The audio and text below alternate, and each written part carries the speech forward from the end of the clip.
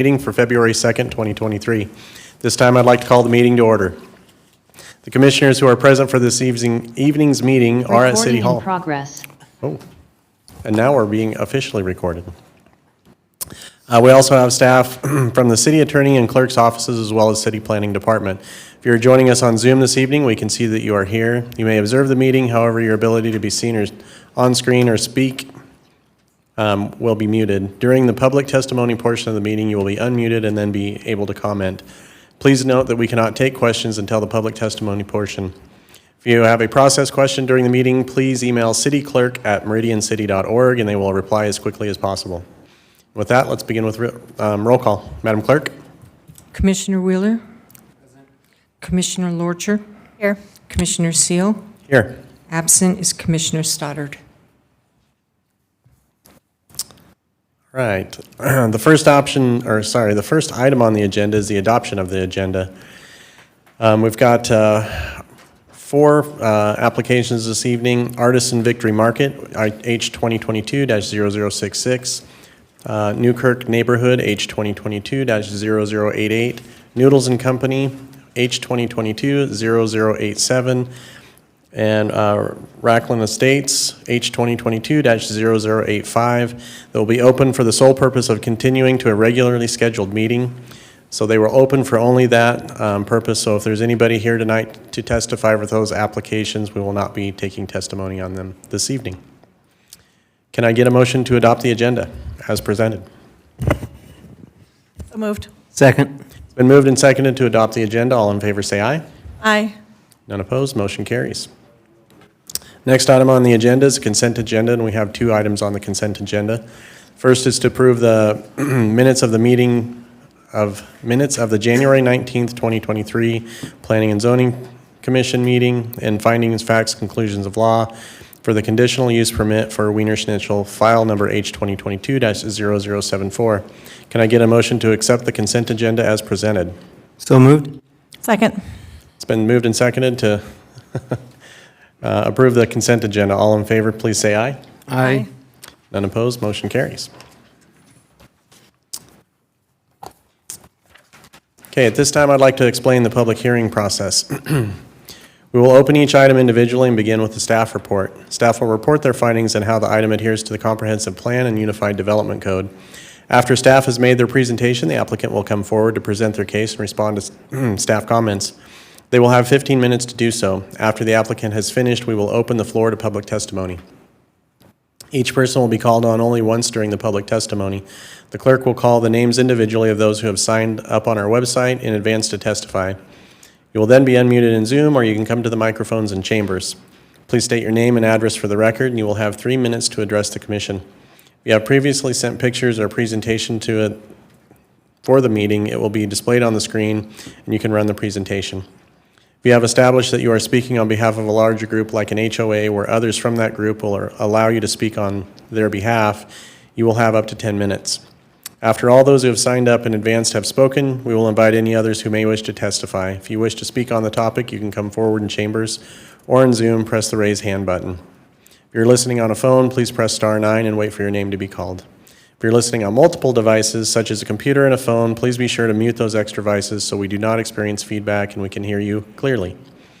When you're finished, if the commission does not have any questions for you, we will return to your seat in chambers or be muted on Zoom, and you will no longer have the ability to speak.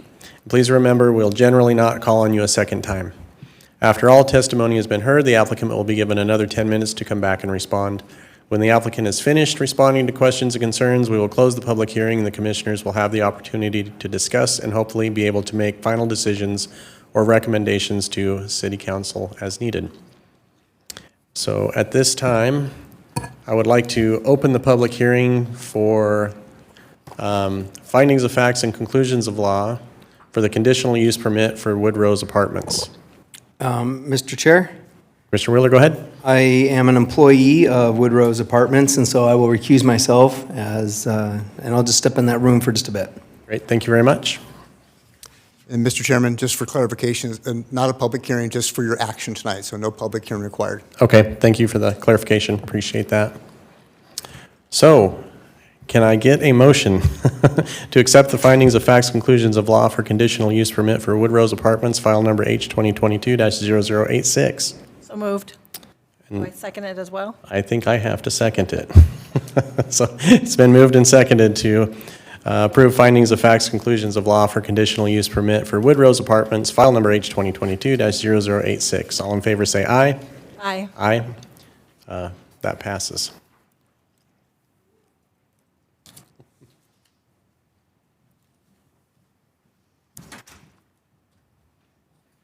Thank you very much, sir. Mr. Chair? Just real quickly here, I said actually employee of Woodrose, I'm not, it's employee of the housing company, which is developing the Woodrose Apartments. Okay. Thank you for that clarification. Appreciate it. So, second item of business is the variance request from a department determination concerning a proposed addressing change for 2201 East Gala by the Orm Family and Implant Dentistry. And we will let staff lead with that. Mr. Chair, members of the commission, going to give you a quick summary and a timeline of events. On December 14th of 2022, I received an email from Ada County stating that a request was filed for 2201 East Gala Street. I requested a floor plan from the applicant showing the occupants' entrances, exits to the building. After reviewing the site plan and considering the request for 2 separate suite numbers to be assigned to one tenant space, it was determined that there was no separating wall or any kind of distinct separation between the 2 businesses to be located at 2201 East Gala. On January 3rd of 2023, we sent out an official letter of denial to Dr. Orm via email and USPS with further instructions on the variance process. The department has determined that the request must be denied due to City Code Section 827E2B, which reads, when multi-tenants are co-located in a commercial building, there shall be a single address assigned. Suite numbers shall be assigned to each tenant's space in accordance with this section. Addressing is based on one key factor, and it's to ensure that emergency services can effectively and efficiently locate a suite or building.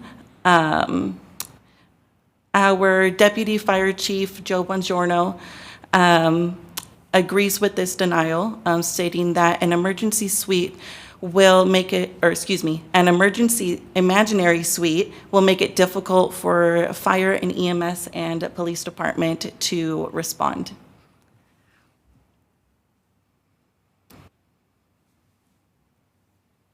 Okay, thank you very much. Appreciate that. The applicant like to come forward? Good evening, sir. If you can give us your name and address for the record, and the floor is yours. Hi, good evening. My name is Aaron Orm. I am the owner at 2201 East Gala Street. I'm here tonight to speak to you. Actually, let me introduce first. I'm here with Tricia Bundy. She is our insurance coordinator, and Sean Wasden. He represents the other business at our location. I've been there since 2017, and we've had very few issues with our insurance, with them billing or with them paying and allowing us to be in network for the last 6 years until recently, the last 6 months or so. They're giving us all sorts of problems because there are 2 businesses in one location.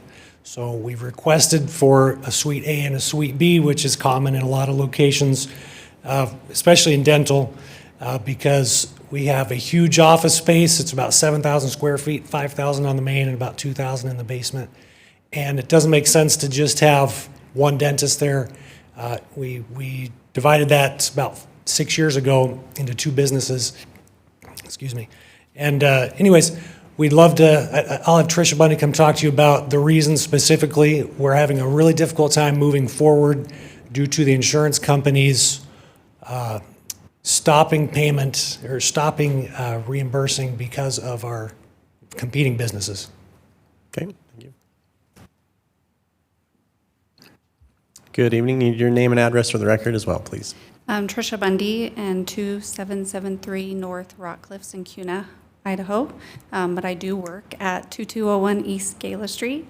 And you guys should have copies of what I sent over.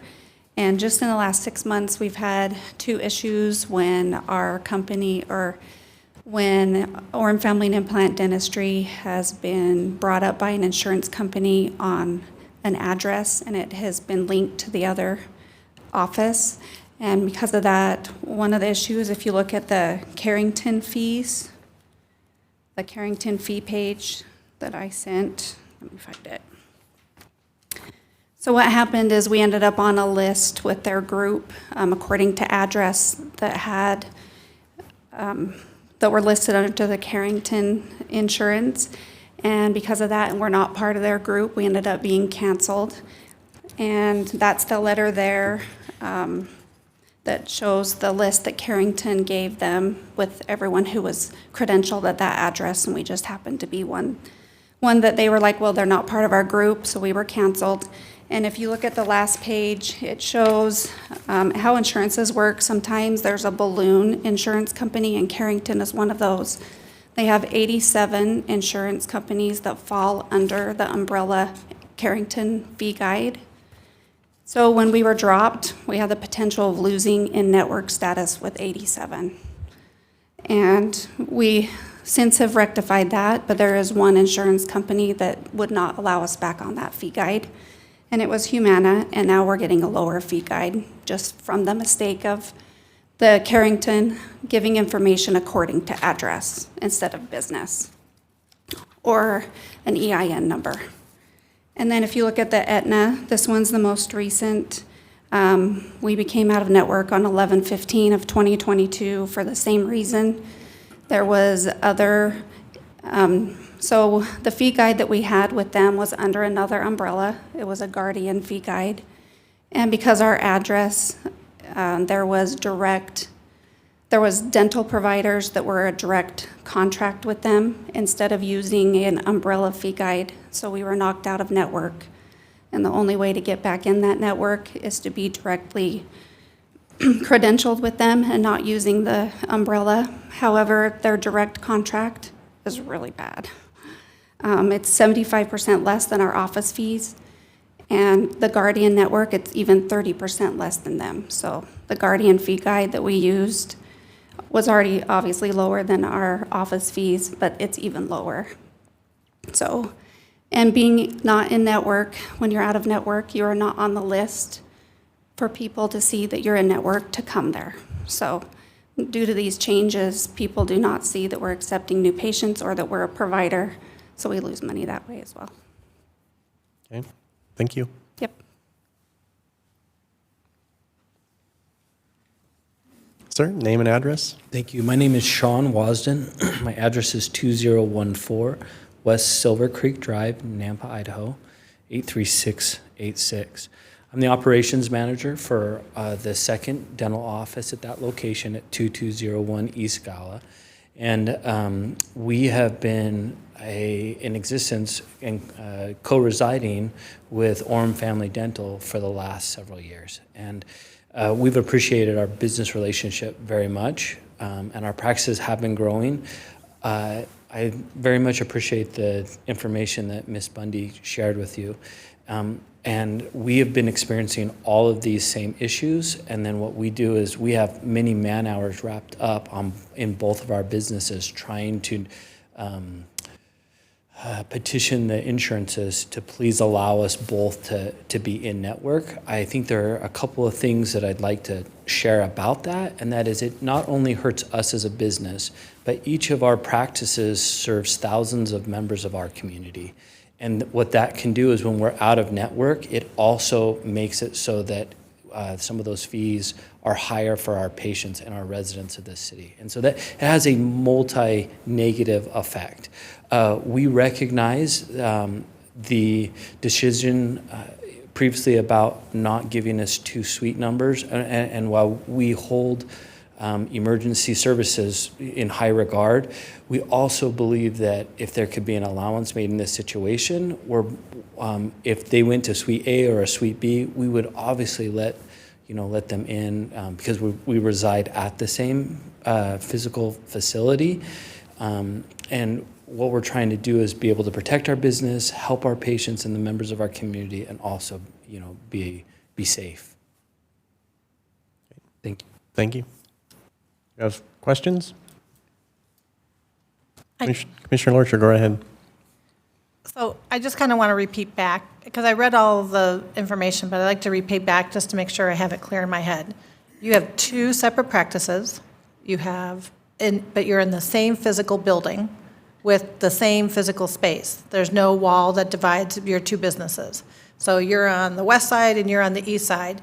And so what you're telling me is that 6 years ago, when you all started, everything was fine, but now insurance companies are saying, we recognize only one of your businesses at the address, not the other, and they're canceling each other out. Is that correct? And so when you say, no, that's a mistake, they're saying now you're ineligible to be put back on that business. Is that correct? So at some of the professional conferences that I've been to recently, they talked about some of the insurances and some of the internal audits that they go through.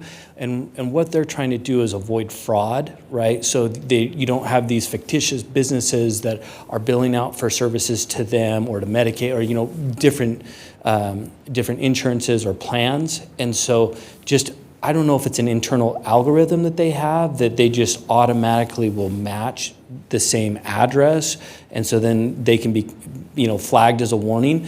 Like Ms. Bundy said, several of these insurances have been, once we explain it, they'll work with us to figure out something, but there have been several that have not, and we expect that more of these in the future will have the same things as these insurance companies are trying to omit fraud out of their networks. Even though you have separate EIN numbers and separate ownership and separate filings with the Secretary of State and all that kind of thing? Yeah, we have absolutely gone through all of that with them. Yes, that's correct.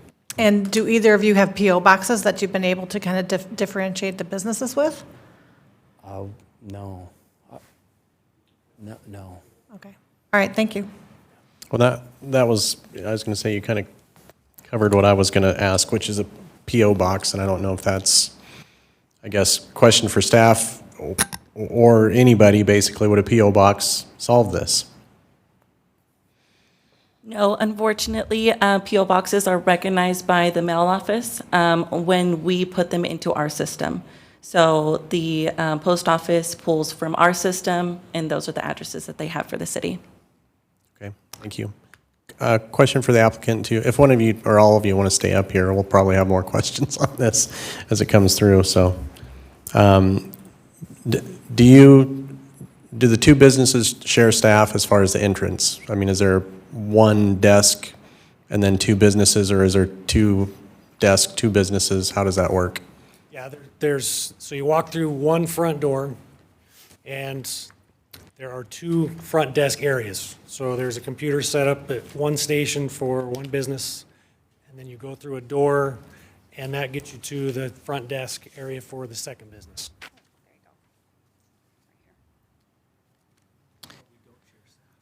We do not share staff, correct?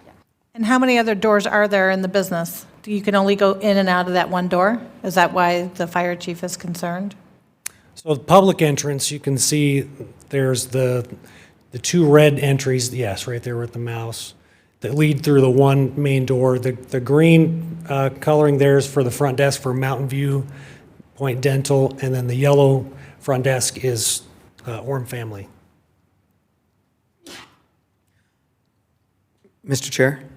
Right ahead. So this is all on one level, right? The 2,000 that's in the basement is not being used except for probably just record retention or what have you, right? Right, mechanical room, storage, washer, dryer. Okay. And then another thing is, where would Suite A and Suite B be marked on here?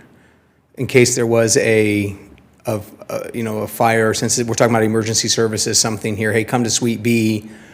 Sure. We actually had emergency services come to our office. We had a medical emergency, it's probably been 3 or 4 years ago, and it was on our side, the 5 green operatories are Mountain View Point Dentals, and then the 5 yellow operatories are ours, and we had one in operatory 7, I believe, and, we directed emergency medical services right through. I mean, they generally don't know where they're going without direction anyways, so they came through. We made the phone call, Warm Family Dentistry made the phone call, and we met them out in front of the building, and we directed them, through the hallways, through the back door, through the hallways, and we didn't have any incident with it.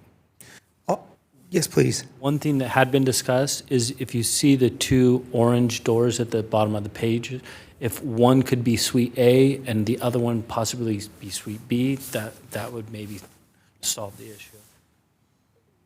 Continuing on this, do you ever see a time when some sort of emergency would only affect Suite B and not Suite A? In what regards? What type of emergency? Name it. I mean, just any sort of a fire Fire is the biggest. or break-in, something like this. Just my personal and professional opinion is no, given that the space is all connected. So if it were at one, it would go into the other. Okay. Mr. Chair? Commissioner Lorcher, go ahead. So are you absolutely convinced that if you have 2201 East Gala Suite A and 2201 East Gala Suite B, that would be enough distinction for the insurance companies to be able to change your insurance? That seems like a very small a small designation.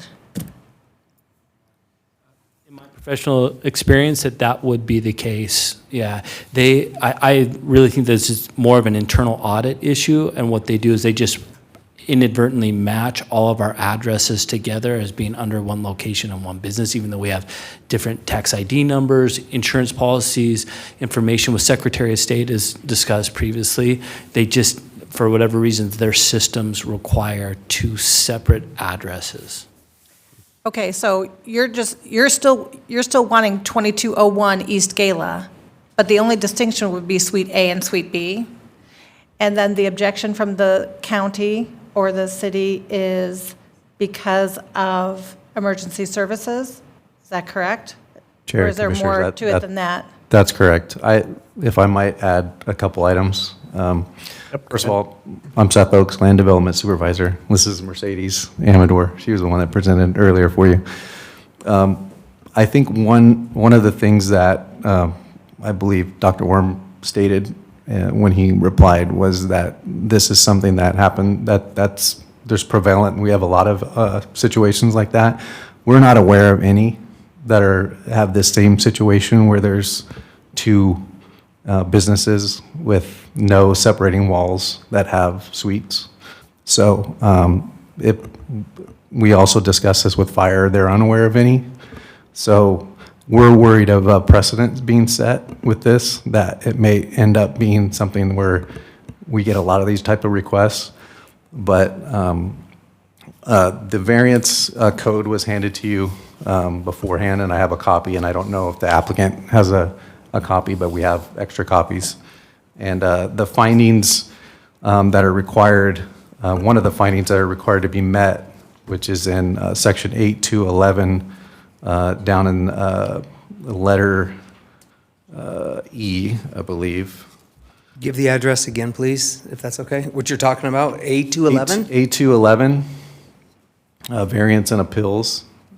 It says, it's D actually, that the variance requested will not adversely affect the health, safety, and welfare of the community, including the accurate dispatch of emergency vehicles or delivery of emergency services. While fire is not here today, our discussions with them and their communication with us, they believe that it will affect emergency services. All right, may I ask another? Absolutely. So if okay, what could the applicant do to be in compliance? Build a wall? Correct. They could apply for a building permit, TI, and build a wall that separates the two businesses. How big? Could it just be in the vestibule? It does need to separate the two businesses throughout the entire building.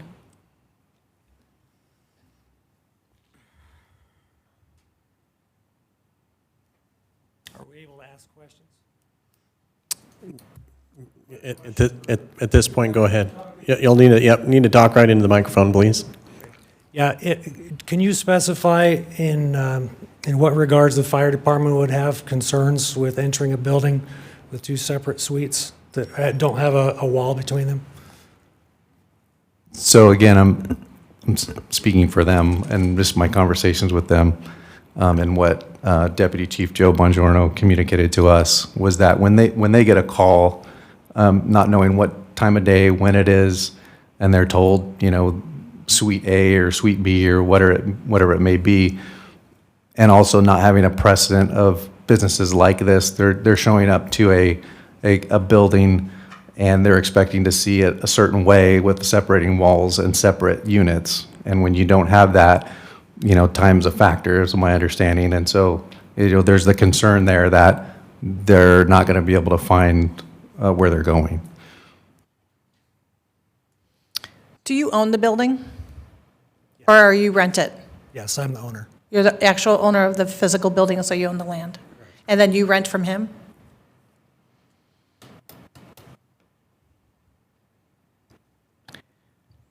I guess my question is, how difficult would it be to come into compliance on this?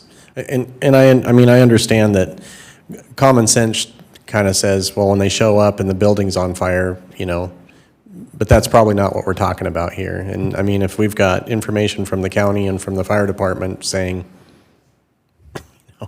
we highly, we recommend that this is denied, and here's the reasoning behind it, and here's how to come in compliance, it's kind of difficult to not ask for compliance, simply because if it does set a precedent, and I in no way, shape, or form think that you guys are trying to sneak something in here. It's just a matter of trying to deal with, the ever-changing field of insurance companies and how they try to not pay, which we've all had to deal with in our own right. That said, for every business that, is not trying to take advantage of a situation, there's going to be 10 more that do. So, that's kind of, that's the turmoil here, I mean, I would hate to see something like this, especially if the cost is a burden, force you to leave the Meridian area, for instance, I would hate to see something like that happen. That said, we do have code in place for reasons, and if it's been expressed from the county and the fire department that they have reasoning behind that, I tend to try to support that. So, and they have given a path as far as how to come in compliance with it. So, so to me, again, I guess, what if the decision to agree with the denial and push that forward comes out, I mean, what are the plans? What are your plans, basically, at that point? So doing a remodel, I mean, we're talking probably shutting down operations and completely changing the internal walls. We share the blue areas that you see on there. We share sterilization. We share an X-ray room. We share a laboratory. We share a staff area. And so, and obviously we share the front waiting reception area. So, creating two separate distinct businesses with two physical barriers between them, I don't think that's feasible. What would we do if you deny this? I mean, we would lose a lot of patients and a lot of money, and or even worse than that, we would have to be out of network, and it would be more expensive for those who do choose to come to us with those insurances. So, it's, I don't know, Sean, maybe you know more about that. Yeah. Sorry. So we recently went through some tenant improvements at one of our other practices, and it was about $80,000, and that was without structural movement of walls. So if I were going to guess, which that's all I can do at this point, is trying to find a spot inside of the physical space to now then create a barrier. would really inhibit our businesses being able to be together in that individual space due to the fact that we do have shared sterilization and other, parts of the facility. And the cost to do so, I would imagine, is somewhere between $100,000 and $200,000. So that's quite a burden on each business itself, or we'd have to try and push that burden, that financial burden to the patient like was designated, which we don't want to do and would hurt our businesses in the long term. Mr. Chair? Yep, go ahead. There's a lot of businesses that though use like similar stuff, whether it be lounge areas, lab areas, things like that. That happens a lot. So the blue areas and even the record keeping get shared a lot in a lot of these spaces. It sounds like there just has to be some sort of dividing wall in one way or another. As I see where the green and the yellow up at the very top there connect, is there any way possible to just run a wall that runs right where that pointer's at, deuced down, and just connect into that pony wall that's there, or probably some sort of, partition, and just on one side be A, one side be B?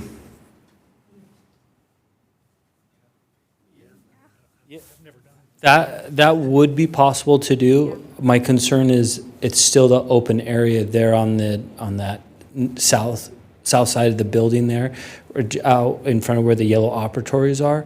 So if there is a way to be able to do that in some fashion and still make it, if that's just not a delineation through the entire building, and I don't know if that's. I'm talking about just teeing into that wall, bringing it over. Right. Maybe having that being some glass wall. So, glazing is expensive though too, but something like that. And then having some sign that says Suite A this way, Suite B this way, that's on the wall or on the ground. To me, I'm comfortable with seeing shared use space because that happens a lot. Restaurants do it, office spaces do it, medical offices do it a lot. But if the code is requiring some sort of delineation, some sort of demarcation saying this is where A begins and ends and this is where B begins and ends, then it's really hard to try to not comply with that. It's really hard. But I also want to make sure that people that offer such services like this that are greatly needed in a growing community to go on like what Commissioner Lorchard has and Chairman, all of a sudden, sorry, this is my fault here. okay. Seal goes ahead, and we're wanting to make sure that we can keep the people that are wanting to help out the citizens and make Meridian a great place. So I'm just trying to figure out cheap way, a win-win. Would that meet the criteria for the fire department? I guess that would be the next. Yeah, I was going to respond to that, Commissioner Wheeler. I don't believe the way that you were describing the partitions would be enough to satisfy being called suites, to separate them as suites. What we consider a separating wall would be to have two separate entrances. They have two doors, so they'd have a separate entrance into one suite from the outside door and a separate entrance into the other suite from the outside door. And one other thing I forgot to mention about, and not to just belabor the emergency services point, but the city does receive mutual aid from services outside of the city too. So it's one thing to consider that, if there's a call that comes in and a mutual aid local comes through and is looking for that, and they're not used to seeing that as well, that's something that the emergency personnel wanted to point out.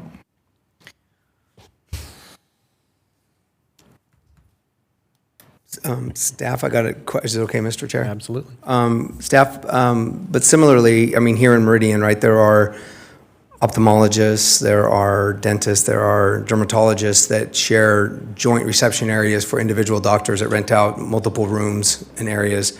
So to have a joint reception area, to me, isn't even that big of an issue, because that's what's going to be there. But to make some sort of noticeable demarcation like that would allow Suite A, Suite B, some sort of movement, some sort of way that if somebody was to walk in, they could walk through and see that.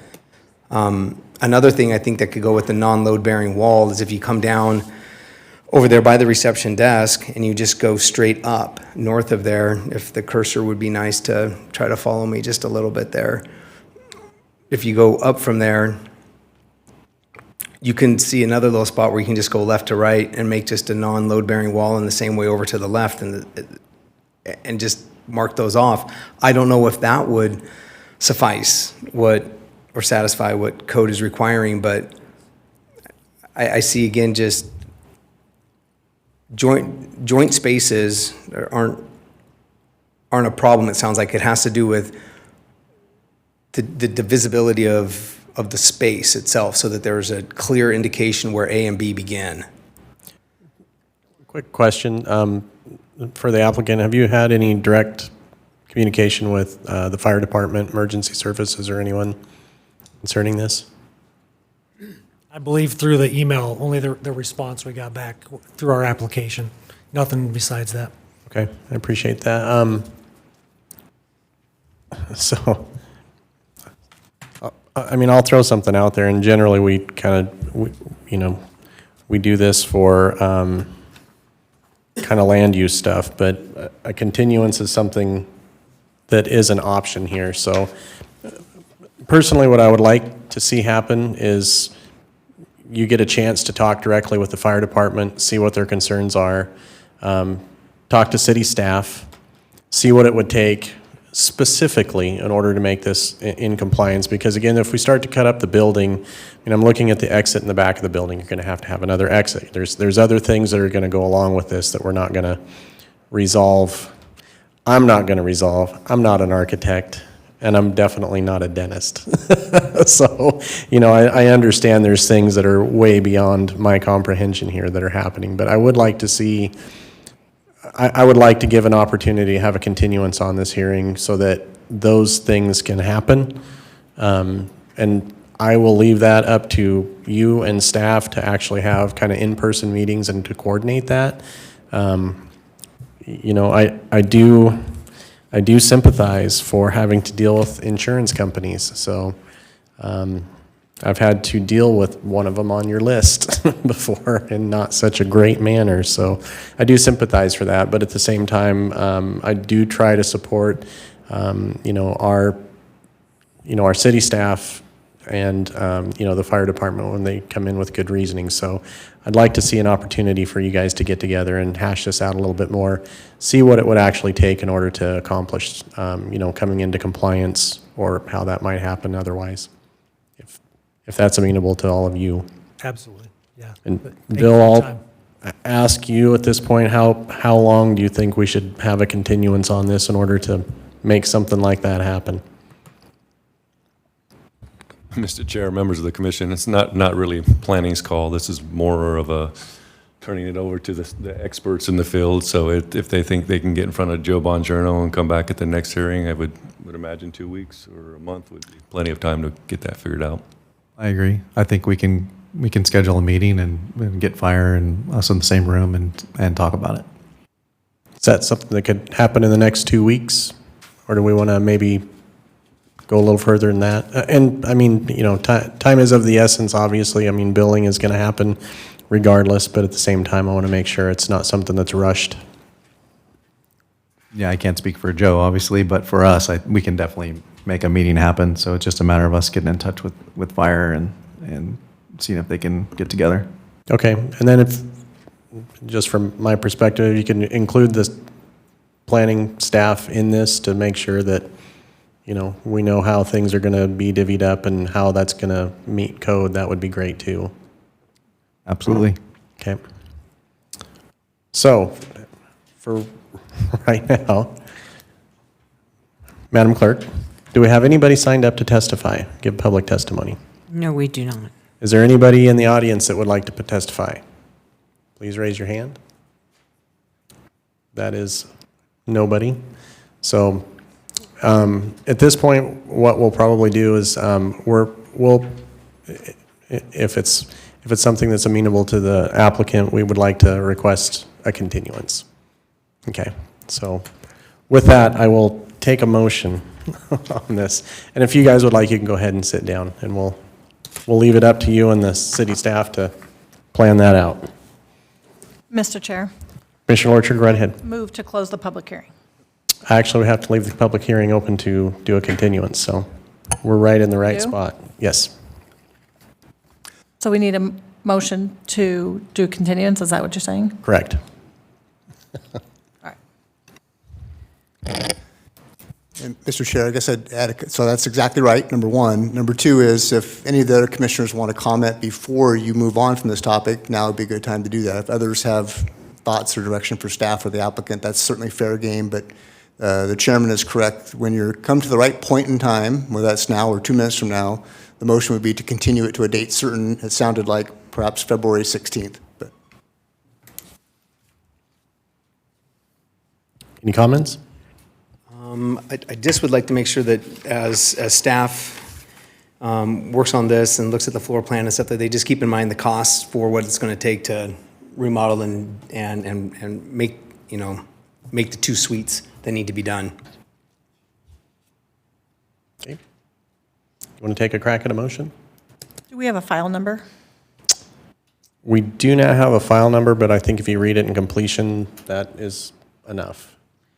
All right, with that said, Mr. Chair, I request we continue the variance request from the department determining concerning the proposed address change for 2201 East Gala by Orm Family and Implant Dentistry for the meeting date of February 16th. Second.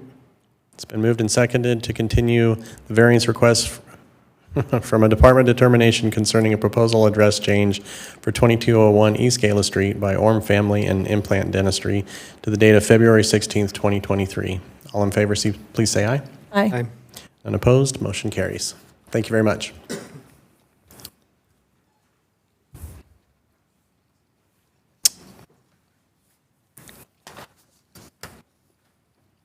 All right, so it was the night of continuances.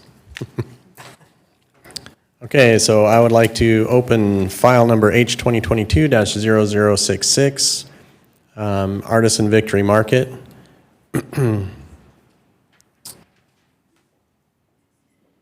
And it's for continuation only, so can I get a motion to continue file number H 2022-0066 for Artisan Victory Market to the date of March 2nd, 2023? Second. It's been moved and seconded to continue file number H 2022-0066 to the date of March 2nd, 2023. All in favor, please say aye. Aye. Motion carries. Till March 2nd. Till March 2nd.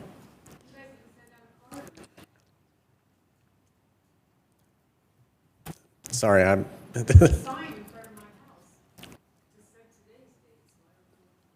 Yep, continuances happen. There was an issue with something, so that is one of the things that can happen with it.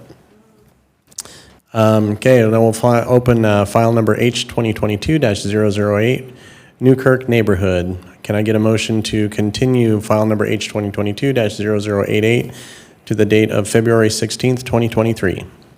So moved. Second. It's been moved and seconded to continue file number H 2022-0088 to the date of February 16th, 2023. All in favor, please say aye. Aye. No abstained, motion carries. That is continued. We'll now open file number H 2022-0087, Noodles Company at 10 Mile. Can I get a motion to continue file number H 2022-0087 to the date of March 16th, 2023? So moved. Second. It's been moved and seconded to continue file H 2022-0087 to the date of March 16th, 2023. All in favor say aye. Aye. No opposed, motion carries. We will open file number H 2022-0085 for Rackham East annexation and rezone. Can I get a motion to continue file number H 2022-0085 to the date of March 2nd, 2023? So moved. Second. It's been moved and seconded to continue file number H 2022-0085 to the date of March 2nd, 2023. All in favor, please say aye. Aye. No opposed, motion carries. Congratulations, Mr. Chair. Thank you. I feel like the guy that reads the insurance small print. Okay, we will open file number H 2023-0002 for ESA Office Building CUP, and we will begin with staff report. Good evening, Mr. Chair and Commissioners. The applicant is here to present their project for the ESI office building, which they submitted a conditional use permit for. The site consists of 6.3 acres of land, zone CG, located at 1044 South Silverstone Way. The history on the property was that it was annexed. There's a preliminary plat, a conditional use permit, alternative compliance, and a development agreement.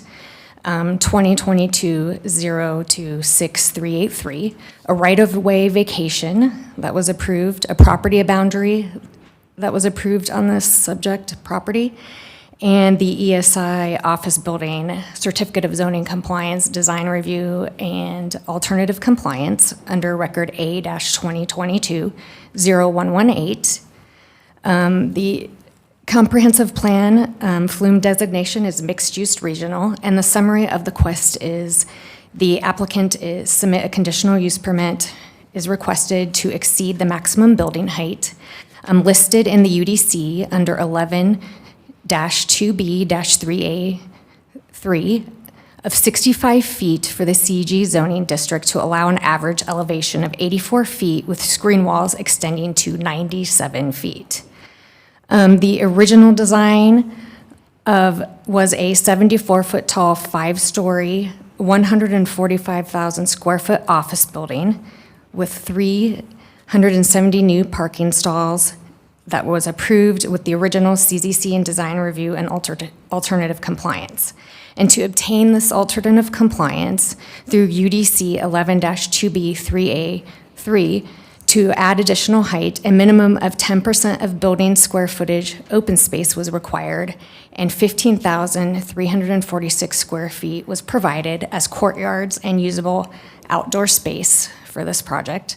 The open space that was approved with this CZC and alternative compliance will remain with this application.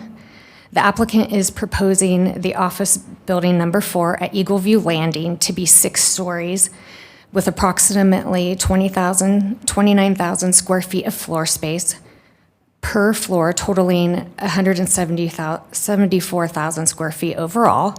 The applicant believes that the proposed height is compatible with other uses in the vicinity. Building number 5 is adjacent to building number 4 to the east, which has an overall height of 74 feet with screen walls extending to 87 feet above grade. Top Golf is located directly to the west with poles and nets that extend approximately 156 feet in height above grade. The building footprint will remain intact and as approved by the CZC. The only addition is that the 6th floor will be added. The proposed modifications to the square footage of the building require 348 parking stalls per UDC 11-3C-6, and 72 stalls are provided. Staff believes this is an appropriate location for a building of this height since it is adjacent to the freeway and located near other employment and entertainment uses. And I just wanted to note that fire did say that they wanted a secondary access, and if you see on the site plan, there is one, or I guess the map, there is a secondary access provided by the Rolling Hills Drive, which is only a fire access. Staff recommends approval of the conditional use permit with the conditions noted in the staff report. And there was no written testimony for this application. And that concludes the presentation. Okay.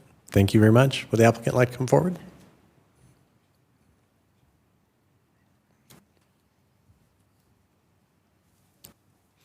Good evening, sir. Just your name and address for the record, please. Yeah, good evening. My name is Ton Peterson. The address is 1144 South Silverstone Way, which is Suite 510 in Meridian, Idaho. And I am the Chief Development Officer and Legal Counsel for BVA. I don't have much to add. We appreciate staff's very thorough diving into this, and we agree with both the conditions and their recommendation. I would just note, as has been addressed, and I think it's the salient point, is that this building, the ESI building, which we refer to as Building 4, it has gone through the process of the CZC and design review approval, which it did receive. And as was indicated, that this CUP only addresses the height and the number of floors. So the same materials, the same massing, the same general aesthetic, those were previously approved, and those remain all intact without any change. The proposed site, the landscaping, everything stays intact. Parking isn't impacted in any way. And the additional 15,346 square feet, if I got that, that was provided in addition to the requirements through the previous alternative compliance, the courtyard's usable space, all that remains the same. So it is truly just the addition of the 6th floor, and we agree with the conditions, and we agree with the recommendations. And so unless there's any other, I can stand for questions, but that's pretty much the sum of our presentation tonight. Okay, thank you, Tom. Appreciate that. Do we have questions from the commissioners? Mr. Chair, I just have one. Go ahead, It's Commissioner 100% commercial. There's nobody living in this building. Mr. Chairman and Madam Commissioner, that's correct. It's 100% commercial. This is a building just immediately adjacent and to the east of the Topgolf facility, so all 6 floors will be commercial. Okay. Thank you very much. Appreciate it. Thank you very much. Do we have anybody signed up to testify? Mr. Chair, we do not. Anybody in the audience? Ma'am, come right on up.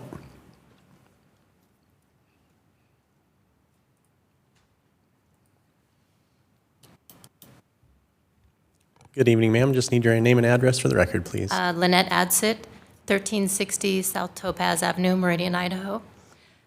I was just curious, I live in, there's a little cul-de-sac there, residential area, and I live there.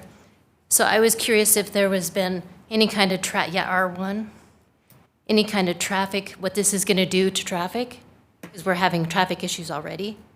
I was wondering if any study was done on that. Okay, and my understanding is this is for a conditional use permit, so the building itself has already been approved, which a traffic study was likely done for that, and ACHD would have approved or disapproved of that, so that. And for the extra floor, that we're adding extra traffic coming in? Correct. So they could go up to 10 floors if they want, and traffic would still be the same? Well, I'm just trying to understand the logic here. right, and there's probably a threshold to it, but I don't know what the threshold is. I don't think adding 1 floor is going to trigger a traffic study, or that's part of how we would go through this. So, Bill, as I flounder here, I'll ask the expert. I don't know if I'm an expert, Mr. Chair, Commission, but I'll certainly try to help explain to the citizen here. So essentially, there's a couple different thresholds per ACHD. One is square footage of a building that could trigger that. In this particular case, this one building is part of a larger employment center that has hotels in it, other employers, that entertainment use that we all know about. And so as part of that overall master study, ACHD required a traffic study to analyze all of that. So based on the scope that's before the commission tonight, that did not trigger additional study to address the additional trips based on just adding a story to the building. We recognized, ACHD did recognize when this project went in, and when we were here talking about the multifamily project that is just north of you as well, that Rolling Hills would be an emergency access only to help preserve some of the county residents there, so you wouldn't be impacted so much with the traffic, and that's why it was restricted to emergency access only. For that sole purpose, we knew that the road in the area could not handle the additional trips, but we felt in the interest of public safety, it was best to funnel everyone down Silverstone Way to the signalized intersection instead of down an unimproved county road. So again, in this particular case, it wouldn't warrant additional traffic study. Thank you. I just wanted to be concerned that we're concerned about the traffic coming in and keep adding and adding and adding. So just voice my opinion on that. Okay, thank you very much. I appreciate you coming in to do that. Anybody else like to testify? Anybody online? I don't see any hands going up. Would the applicant like to come back up and add anything? No, signifying no. So at this point, let's take a motion to close the public hearing on file number H 2023-0002. 0002. So moved. Second? Been moved and seconded to close the public hearing for file number H 2023-0002. All in favor, please say aye. Aye. Aye. None opposed? Public hearing is closed. So I'll throw in my 2 cents on it. As far as the fit for the area that is being developed, where it's fitting in and what is going up, I think this fits. I'm not concerned. My concern honestly was, would the fire department be concerned? And the fire department report does not show much concern for this. So that said, this is the second one of these we've seen in pretty short order. So I guess, I would like to put on the record that, if our code is 65 feet and we're just kind of going to let people go to 97 feet, we should probably look at our code. So, again, I think that this fits, but again, if our code is, if our code is 65 feet, we're going to 97 feet, that's a lot. That's not a little over code, that's a lot over code. So if our code is written to kind of rein that in, then this worries me that it's going to set a precedent. So I don't know what else what else to say on that really, other than I'm afraid this is going to help set the precedent that's already been set by allowing more floors and higher buildings to go in, if we truly want to keep some kind of limitation on it. Mr. Chair, Commissioner Lorcher, go ahead. I agree that the 65 feet as the basis should be honored, but in this particular complete area, it has been ignored the entire time. We got 74 feet, we've got 156 feet with the nets, we got 87 feet extending above the grade, 74, there's numbers all over this piece of paper.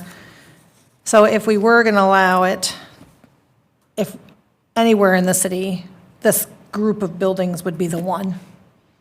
But also a precedent's been set, so if we say no, then they're like, well, what about this one, and what about this one? Because they've already been done. So, the nice thing about this council and planning and zoning is that we can kind of look at an individual project and say, does it warrant to be in this space? Is it in the best interest of the city? Will it bring more, people living here and working here at the same time? So those are some of the criteria that I keep in the back of my head when we look at a project and how it fits best in the city. If we were looking at, a six building at the corner of 10 Mile Cherry, I would say absolutely not. But because it's along the freeway. But I also agree with your point to city planners and those that make the code that maybe we relook at what 65 feet means for the city of Meridian as we continue to grow. So I'm in favor of it because Topgolf is still going to cover, the nets are still going to cover everything when it comes to this building, so. Yeah. The precedent's been set. I don't think I guess we could say no, but I'm inclined to say yes.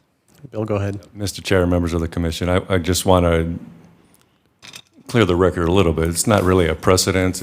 There is a process to do it. It's a CUP, so they're going through a formal process to request that additional height.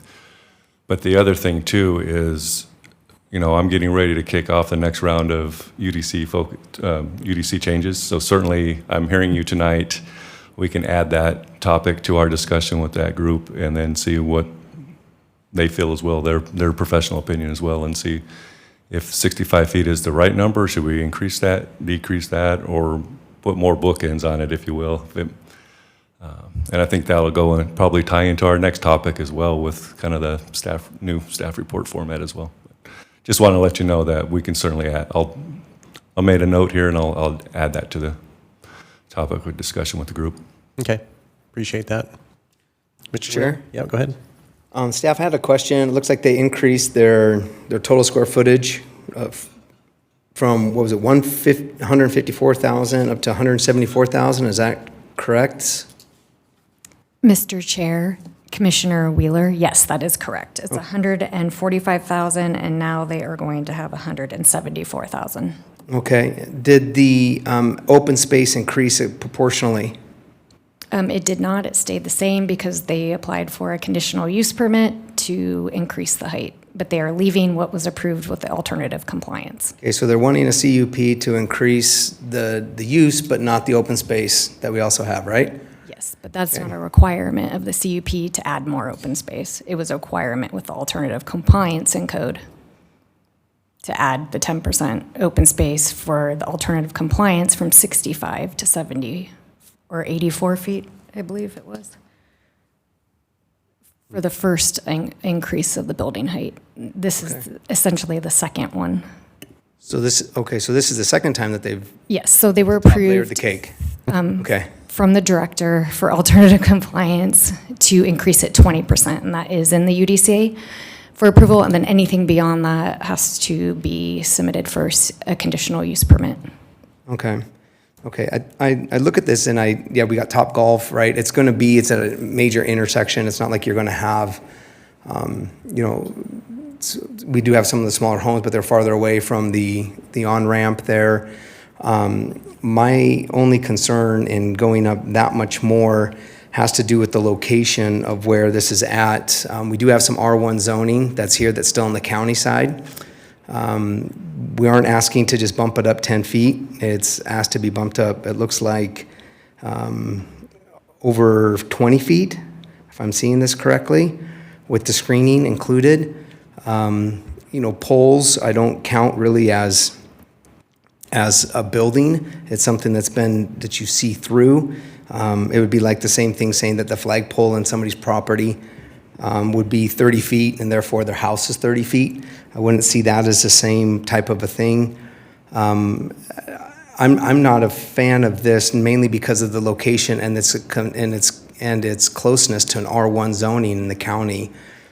If there wasn't already existing projects or if there wasn't already existing zoning that was county or more rural setting at some of our other interchanges in Meridian, it would be easier to say yes to, and I'm always a big fan of infill projects and seeing the way that those areas can be maximized. But I think this is really kind of pushing the limit beyond what I'm comfortable of supporting personally. Yeah, and I didn't realize, I thought, and my fault, I read it incorrectly, that essentially the common open space and I guess I'll ask the question, is the parking, does the parking meet the criteria for the expanded area? Yes, Okay. Mr. Chair and Commissioners, yes, it is.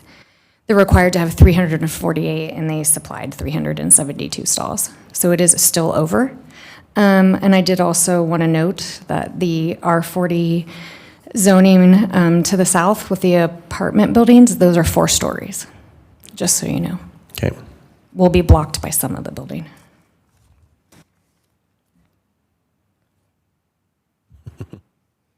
So the good news is that there's 4-story apartments that are in the way. Yes, and I see that, and that's quite a hefty transition, R1, RUT into R40, and I understand we're right next to an interstate, right? The busiest intersection in the state of Idaho is right there at that on-ramp, the Eagle interchange. It's just that it's proximity to R1 zoning when there's existing rural houses is just hard for me to say, let's go ahead and not only level up once, but level up a second time, and not only just a little bit, but another 20 feet on top of that. And we're not going to add any more open space requirements for that, that they did on the first time. So that's, like I said, there's other interchanges here where they don't have these zoning, or they don't have R1 right next to it, that I would be in full support of going up this way and encourage, and be totally fine with, I should say. It's just its proximity to the R1, as we can see there now, and the RUT that has these larger acreages, it's just more of a rural setting, and I understand they're next to the interstate, but still, that's where I'm at personally. Yeah, and I understand what you're saying. As I say, things like this are tough for me because there are these little, I call them havens that are out there that still exist. They're getting less, they're getting smaller, and they're getting more crowded. That said, everything that's developing around this fits. If you remove that, which is a difficult thing to even say because it exists. So for how long, we don't know. It could be there for another 100 years. Yes, Mr. Chair? Yep. Yes, I'm with you on that. And it's one thing to go ahead and go 9 feet above where code's at. It's another thing to try to go, 20 feet above over that next to something in the proximity. That's to me is where there's just a little bit of a difference in my thinking and processing as the town begins to develop. Mr. Lorger, anything else to add? Mr. Chair, members of the commission, not to Yep. interrupt you, but just wanted to let you know the building is several hundred feet away from the R1 zoning. The apartments are definitely 4-story, just confirm that. And then just also want to touch base on the 97 feet, not to lose sight that the reason why that's the case is because our code also requires screening of mechanical equipment on top of the building. And so that's really what's driving that additional height on top of that. So really the stories themselves are 84 feet or 87 feet, whatever Stacy had confirmed. So again, we laid it out in the staff report. We feel it is compatible given what's occurring in the area and given that it is closer to the interstate than it is the residents. And the fact that you have the hospital across the street as well, that's probably just as tall. It's just giving you more food for thought there. Okay. Appreciate that. And the screening's probably there for when I hit my golf ball over the net. If we're allowed to dream. And if you hit your golf ball that far, congratulations. Right. Yes, and so adding the screen, I understand that you have to take the RTUs and other mechanicals and be able to screen them so people drive by, they don't see them. And then if you add that to it with it, you're looking at 30 feet, so almost a full third of the building, 30 feet above where the zoning height restriction is at for this mixed-use regional. So it's, like I said, it's one thing to go ahead and say, hey, can we bump it another 10? Can we bump it another 15 for the screening purposes? It's another thing to say, let's go 30 feet higher with screening next to it. And that's where... Yeah, the original permit came through and went from 65 to 84, and that was approved. So, I mean, essentially, they're adding another floor onto this. It's going to go from 84 to 97 feet with the screening. Yeah. So, I mean, they're coming back in and asking again and again. That's where, I mean, I guess the rub here is how tall is tall enough. So, I struggle with that. I think that the location of the building, in my mind, as I look at it, and I've been in this area, and we've seen all these applications come through for it, so I think it's appropriate for that area, but at the same time, I struggle with where our code is today. If our code is at 65 feet, that's what people find acceptable, and it's been allowed to go to 84 feet, and now they're back with a conditional use permit to ask for yet another to go to 97 feet.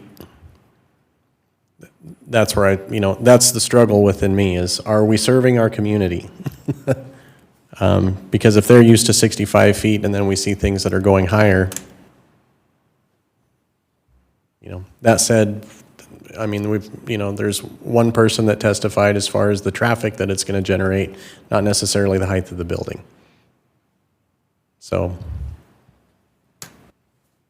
that's where I'm kind of landing on it. It's difficult. I mean, this is a difficult decision. So we want to represent the community and responsible growth. So is this responsible growth? That's why I'm happy I don't have to make a motion tonight. So if either one of you would like to have more comment or make a motion, I'm more than happy to listen to either.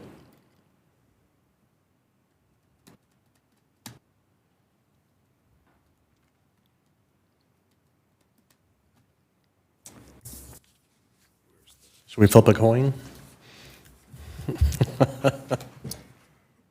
What are your thoughts, Commissioner Lorchard?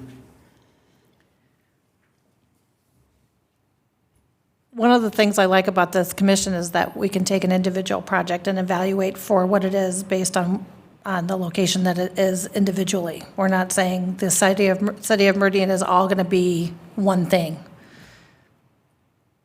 With that in mind, the building's already been approved. It's already been approved for 5 stories. And between the screen and the additional building, before construction begins, if you're going to add another, as you say, layer on the top of the cake, it's easier to do it before construction than adding it on later. As our community continues to grow and the services that we need to do, if they find that they go into a 4-story, 5-story building, maybe a year from now that they've outgrown that building, then they leave. So if they're planning on being able to fill that building with people who are going to work and live here in an area that already has buildings that are very similar, and I wouldn't say it would be universal across our city. I support this project because it fits into what's happening right now with the buildings that have already been approved. So with that said, I would not approve a building of 6 stories at, say, Cherry and 10 Mile, because it wouldn't belong there, right? It's all more housing and different types of things. So we, as a governing body, are able to create these conditional use permits individually that allows us to take a look at the area, the impact, the employment, and what's in the best interest of the city of Meridian. Having people work and live here and attracting people who want to be here is obviously very important. And you're already in a complex of areas that are supporting these services through businesses that are already existing at this location. So to me, personally, I don't see a problem with this. But if it was someplace else in the city and it was a standalone project or infill someplace else, I probably would.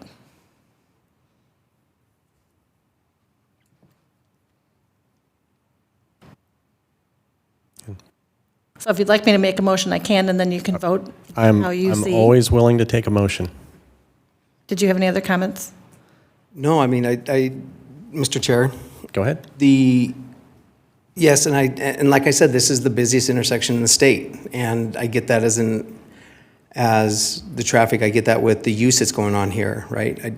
I see that, and maybe I'm just myopic and seeing the R1 and the RUT that's there with these ranches, these small little farms that are right there. And it's one thing to do that than it is to have it in an area where you're going to be up to that height and you don't have anything for half a mile or more of any other sort of larger, more rural settings. And that's just where my only concern is at.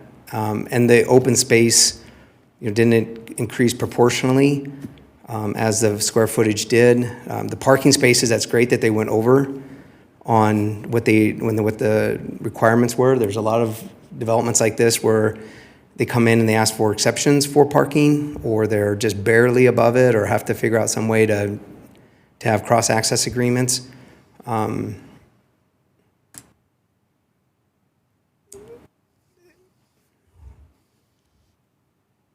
Yeah, and then again, we have we don't have this area filled up with people complaining about what I'm saying.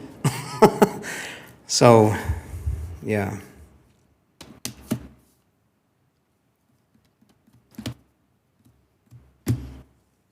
Any more discussion or a motion? Mr. Chair. Commissioner Lorcher, go ahead. After considering all staff and applicant and public testimony, I move to approve file number H 2023-002 as presented in the staff report for the hearing date of February 2nd, 2023, with no modifications. Do I have a second? Kurt, you might have to help out here. Thank you, Mr. Chairman. So two thoughts. One is, you're not required to, but the chair can second a motion if you choose to. That would be one choice. The second choice would be Commissioner Wheeler could second it for the purpose of discussion. He's not committed to voting in favor of it. It would just allow debate and a vote. And the third alternative would be the motion fails for lack of a second. Okay. And knowing that, and I'll just, one point of discussion that I'll make before I move forward here is, I agree with what you're saying, and like I said, I hate to see these little havens disappear. Where this is, it's going to end up like a discussion we had earlier, where you don't recognize an area that you drive through anymore. With everything that's going in here, I think this is one of those areas, unfortunately. And with that, I'll second the motion. So it's been moved and seconded to approve file number H 2023-0002, ESI Office Building CUP. All in favor, please say aye. Aye. Aye. Yeah, that's for nay votes. Oh, all opposed, say nay. Nay? Okay. Motion carries. Thank you very much. That was a tough one. Good, good. Mr. Chair, members of the commission, before we move on to the staff report, our computer decided to do computer updates right now. So if we could maybe take a quick recess and reset this computer and pull up the staff report again, would appreciate it. Absolutely. That sounds Are good. we closing the whole thing, or? No, we've got one more that we've got, yeah, essentially the staff is going to walk us through the changes that they're going to try and make to staff report. So, yep, we'll take a 5-minute bio break and we will be back after that.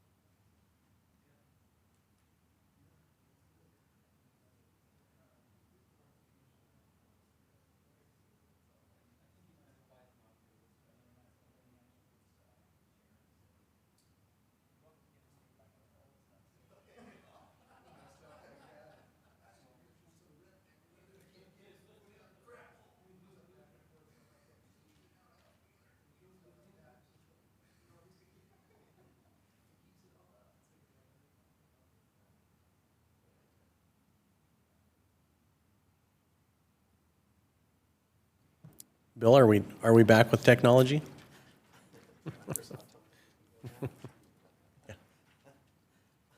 Is Mr. Gates decided where?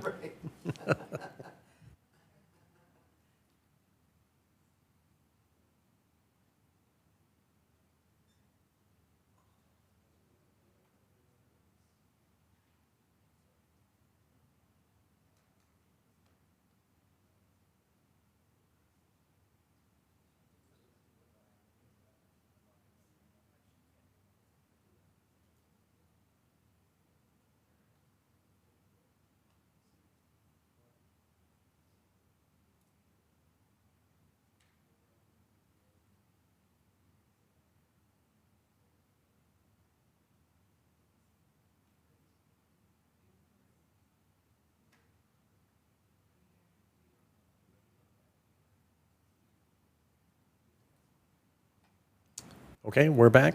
Bill, the floor is yours. Thank you, Mr. Chair, members of the commission. So staff is here tonight to talk about some updates to our current staff report template. Just some history on this particular topic. You know, I've been with the city for almost 16 years, and looking at some of the old files and old projects, I can tell you it's definitely changed over the years. In 2018, there was a major revamp of our staff report where we went in front of City Council and, of course, this body and let you know some of the changes and some of the additional information that we were going to add. Probably the two major changes that came about was the city planning actually facilitated several meetings with other city departments, and we added a community metrics section to our staff report, which reported ACHD's conditions, police and fire concerns, school district numbers, all of the, et cetera, et cetera. And that was I thought was a pretty inventive use of a table at that time. And then we also added more graphics for you.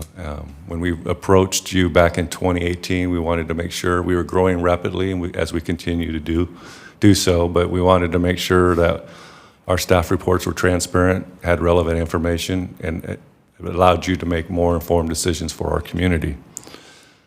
Well, a few months ago, we were approached by our liaison, city council liaison, and she had asked staff, why are our staff reports so long, and are there ways to improve upon that? And you know, like any good community, we should always, at some point in time, we should stop and look at ourselves and say, how can we improve things and what can we do better? Just like we do with the UDC and the comprehensive plan. And so tonight, Brian and I are here to discuss some potential changes with you. It's a dual effort. I'll go through some of the changes of the staff report, and I'll let Brian kind of dive into some of the new graphics and analysis that goes into those graphics. And then, of course, we'll open it up, a quick Q&A session, and then ask for some of your feedback. And please feel free to chime in at any time. This is not by any means a real formal presentation. It's more of an open dialogue with all of you. One, informing you, but also getting your opinion and feedback as well. Okay. So really the goal, or at least from my perspective in dealing with this, Caleb, myself, Brian, we've met many times going over the format of this staff report. Caleb and I were in front of City Council a few months back, also sharing with them, asking for their feedback. Caleb and Brian also put together a survey and asked what council liked about our staff reports and where could we improve upon that. And that's all of that data that we've compiled has gone into some of this staff report that you see here. Now, I would mention to the commission that this is a draft. There could be different other changes that come about just after our discussion tonight, or even other discussion with council and other city staff members. Okay. Again, even current planning staff, Sonia and Stacy, have been part of this process because they're the ones that have to generate these staff reports and present this to you and the city council. So the staff report, it may or may not get longer. It's like anything, it's always going to depend on the complexity of the project. But what we want to do is create a consistent template, one that has relevant information that not only you, staff, and the council can understand, but also the public. A lot of times, as we sit here and we go through that public hearing process, we have so many residents come up and go, can you tell me how many residential units have been approved in this area? What do we say? We don't know. Right. We don't keep tally.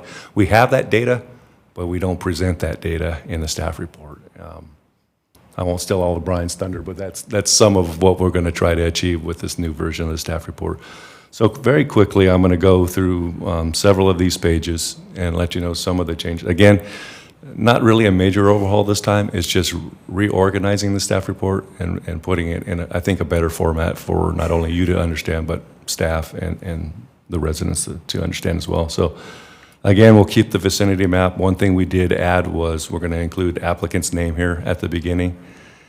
We did expand on the project overview. Typically, this is a section that explains what they're applying for. But some of the feedback that we received from the council is they want to know about the issues early on in the staff report. And so that's why we broke this out. So not only do you know what they're applying for, but what are the major issues associated with the project? So you can be aware of that as soon as you look at the front page of the staff report. And then, of course, staff's recommendation will be right at the beginning as well. In the issue section, is that mainly from staff perspective, or is that going to involve other departments in that, fire department, for example? Good question. Don't know exactly at this point, but the intent is, again, the purpose of this is fire department's comments will be at the end of the staff report that you can get to more easily. But also, if there's something major that really is detrimental to the project, absolutely, it will be here, so you know that. Okay. Has the recommendation been on the front page the entire time? It has, in previous versions of the staff report, it was. And we had actually moved that towards the end of the staff report when we revamped it in 2018. It's like telling you the end of the book at the beginning. Yep, we're giving you a peek behind the curtain before you even get to all the meat of it. So you know that, like, I'm in the reserves, right? And we always call that the bluff. They call that the bottom line up front. That's what they call it. And so that's actually what they call, like, Army writing style. It's the bottom line up front, so that way you can skim it, okay, where am I supposed to engage and go? Yep. So I like that up front, actually. Thank you.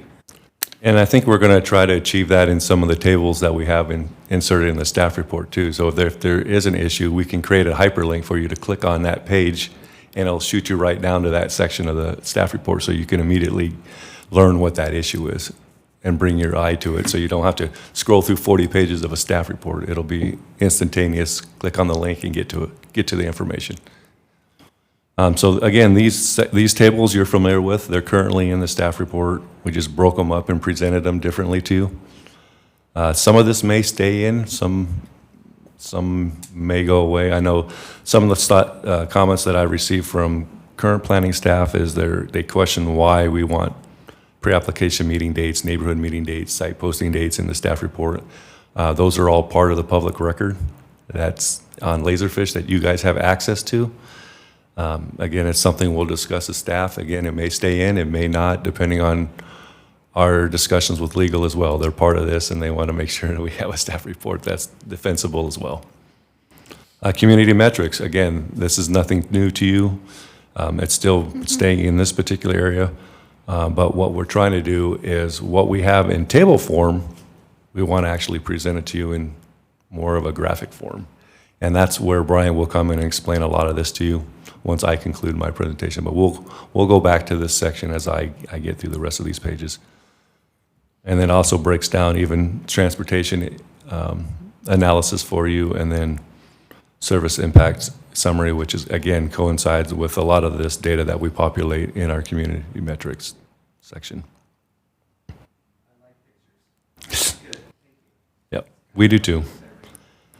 Next section, again, staff analysis. This is what you typically see. This is actually what we call the meat of the staff report, where we're analyzing the project against. We're giving you that overview. We're letting you know of any issues. We're letting you know history on the project. Is it going to be phased? Are there canals that run through the project? How is it consistent with the comp plan? What are the policies that are applicable? And all of the code sections that go with our analysis. The one innovative thing that we're trying to do here is not only do I want this a consistent document, but I want it as a document that it can be used as a training document for new associate planners or even assistant planners that aspire to be, grow within the company or within the organization and go to that next level and become an associate planner. So what you might see in the next version of the staff report is all of these sections will remain in the staff report, but we'll have the ability to either expand that section or keep it collapsed. If we expand it, you'll see analysis. If it's collapsed, you know it's not applicable to this particular project. So we won't necessarily delete it. We're going to call it hide it. Keep it there in the staff report for training, but also just let you know that these things may pertain to some projects and they may not, but keep them collapsed so that if they are warranted, at least we'll have the planner doing the staff report will know it pertains or know what code sections to go to. So it's one, not only to get you familiar with what we're looking at, but also the public and the planner who's working on the project to get more familiar with those pertinent code sections. It's an opportunity to do that anyways. Here's the conditions of approval. So all the city agencies, again, will become section 4.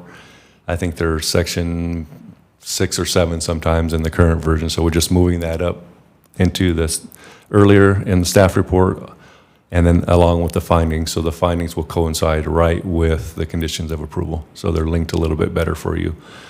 In the UDC, there are multiple applications that have findings. And so in this particular case, just as I was explaining about collapsing some of the sections above, all the findings will be included in this Word document, the staff report, but only those that are applicable to that project will be expanded upon and show up in the staff report.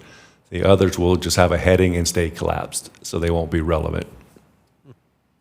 And then here's the action. So there's this has staff's recommendation. Again, this may get blown out as we have it up to the top of the page already with our recommendation, but this is where after you guys make a recommendation or approve a project, this is how we update our staff report after you guys take action on it. And we summarize what occurred during the hearing. So this, again, this is currently already in the staff report, just in a different location. Here's all the maps that you see currently. So again, back in 2018, these were the 4 graphics that we added for you to help let you know what was occurring in the area. And what we've done here with this current draft version is we're trying to consolidate all exhibits in one location so that you guys can click on the exhibit tab and go all the way down to the end of the staff report and look through the zoning map, the plan, the aerial map, landscape plan, site plan, plat, all of those things, elevations in one comprehensive review rather than having to go back and forth between the staff report. But, and then they're all labeled in here again, the same approach. If it's inserted in the staff report, you'll see it there. If it's a collapsed heading, it's not relevant. It's not part of that application. Again, mostly meant for a training opportunity for staff. With that, I'll go ahead and let Brian have all the thunder and show you all the exciting things he's been working on with, and show you how we use the data that we compile when an applicant submits an application and uses our enterprise software and how it interfaces with our GIS system to create those graphics for you. Okay.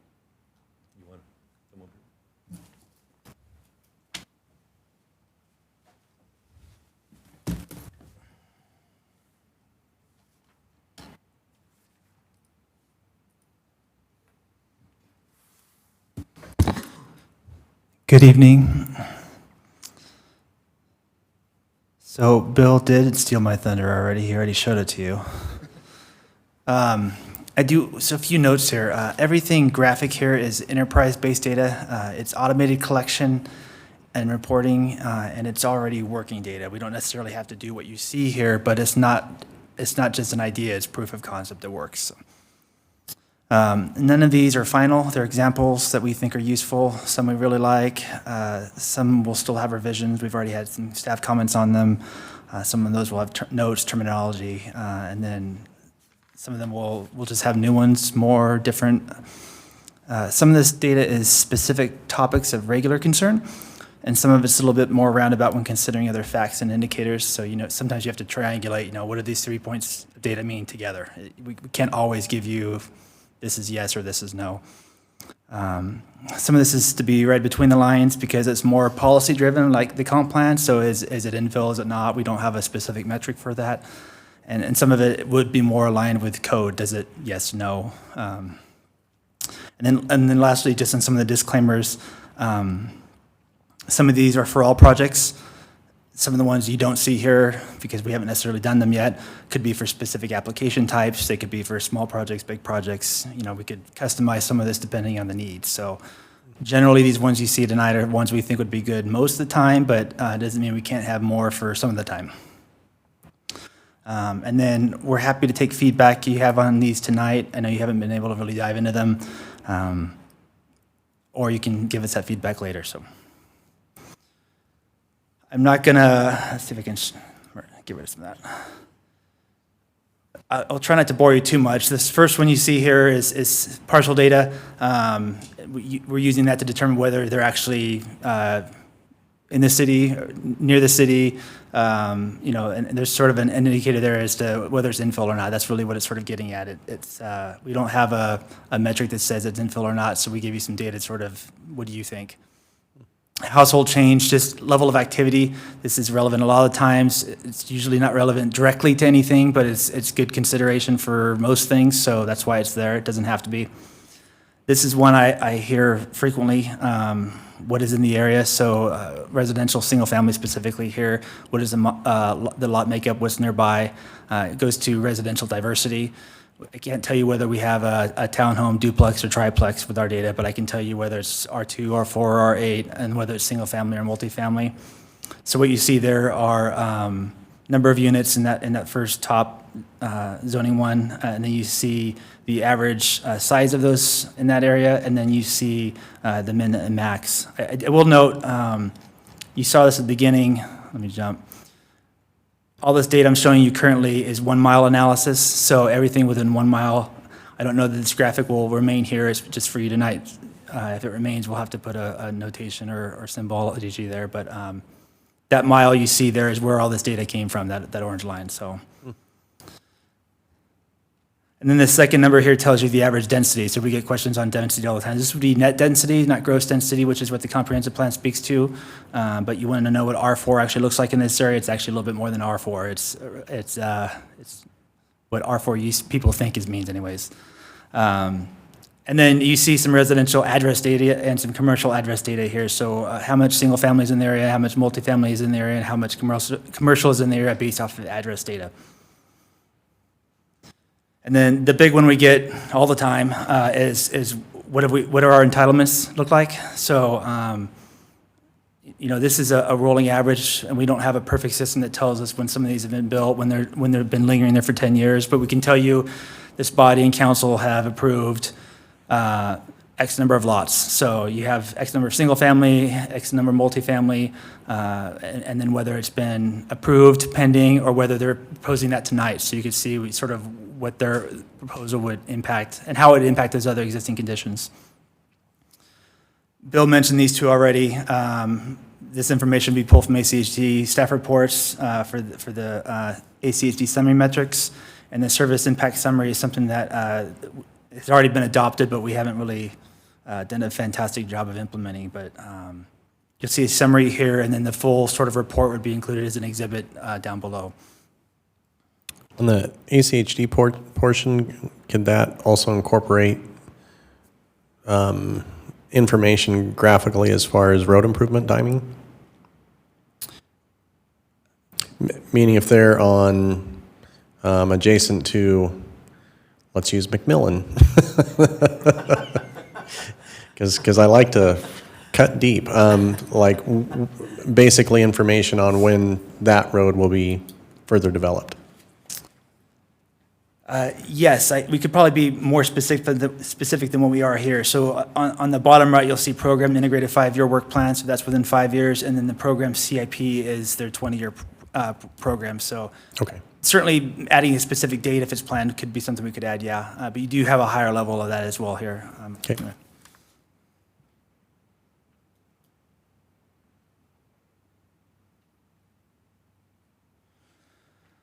The next section we did as an example of not all applications, but some applications. I don't remember where I buried it. we go. So this is stuff we could propose in mixed-use areas. So this is not 1 mile analysis. This would be within the area contained within a mixed-use area. So mixed-use neighborhood, community, regional. We'll note we do separate those mixed-use areas out across our arterial roadways. We don't generally like people walking across those, particularly Eagle and Overland. So it's bound by that mixed-use area. So everything you see here is what the makeup of that is now. We don't have specific policies that say whether this is a yes or a no. We do have things that say we're looking for diversity of things, though. So you can see the way we're getting at here currently, and the data we have is the type of addresses and then the acreage of zoning, and we're giving you then a blend of what those two things look like together. So address split, whether it's residential or not, zoning, whether it's residential or not, and then address zoning mix, sort of a hybrid. The reason we do all three is because you can get 500 apartments in CG that aren't necessarily commercial, but they're still in the residential, at least in terms of use. And address can be misleading because you can have a Home Depot that's huge, but you'll only have one address for it. So there's a blend here, and you have to sort of read between the lines with what we currently have, if you're interested in the data at all. Again, then you have entitlement tracking, and then broken out specifically the type of addresses. So single family versus multifamily versus commercial, single family and multifamily, what we typically get. That's it for what we have prepared now. If you have any other data that you consistently wish you had, or for certain application types you wish we had, if you have common questions that come up and we haven't historically provided that, love to have any of that feedback. For me, it would be nice to have a graphical representation like this that broke out some of the information we get from West Ada School District. Sometimes it's a little monotonous just to read numbers and what they may mean. And I know that we've, more analysis has been done on that by city staff in order to provide better numbers as far as, where we're going to grow with it. It'd be nice to see some of that done in a graphical manner as well. The other thing might be, near and dear to my heart, kind of the pathways. Trying to incorporate how, an application might add to that. I don't know if there's a way to do that well, but we can do it for, car traffic. If we could do it for bike traffic or pedestrian traffic as well, might be helpful. Didn't he have that on the other one where it was green, yellow, and red? Wasn't pathways one of the categories? So On the- yes, pathways, it's part of our service tool. It tells you proximity. It doesn't tell you whether what the impact of the current development would be, though. It just tells you whether it's near or not. Oh, okay. Okay.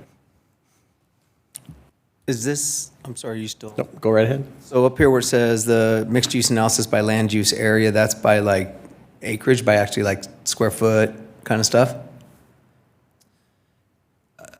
Top left? Yeah, so land use area by zoning districts. Yes. That's by square footage, so That's so to currently, speak. that's currently by acres. Really what it's trying to show you is split right now, but if understanding the actual acreage was important to you, that's something we could add. No. I was just making sure I saw it right in my mind. Yes. It's based off of acres. And then I know one of the things that we get a lot too is like stuff like, hey, well, ACHD, their traffic counts, or hey, when was that last done, or when did they do, what was their approval of this building back when, based upon a certain use or something like that. That would be helpful, saying here was their last traffic count study for it. The picture that comes to my mind is that one on records when we were putting that forward, and they were going from an office to the mixed use, or excuse me, to the apartments there, remember? And they said, Brighton's comments were, hey, the study was, that ACHD did was, there wasn't really a difference what we were gonna see between the two. And it would have just been, that was something that popped up in my mind, like, oh, it'd have been nice to see what they said and when that was.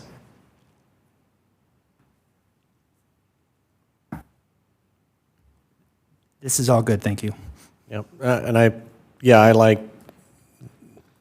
like the look and feel of this. So it is especially when, we have a really busy week, we have several applications, sometimes it's difficult to dig through all the data in just text format alone, where things like this that can help, especially as we start to see it over time, I think it'll be helpful, as we train our eyes to different things that, might be concerning to any one of us, to recognize that, what we deem as good, bad, or indifferent, I think this formatting will help with that for sure. Mr. Chair?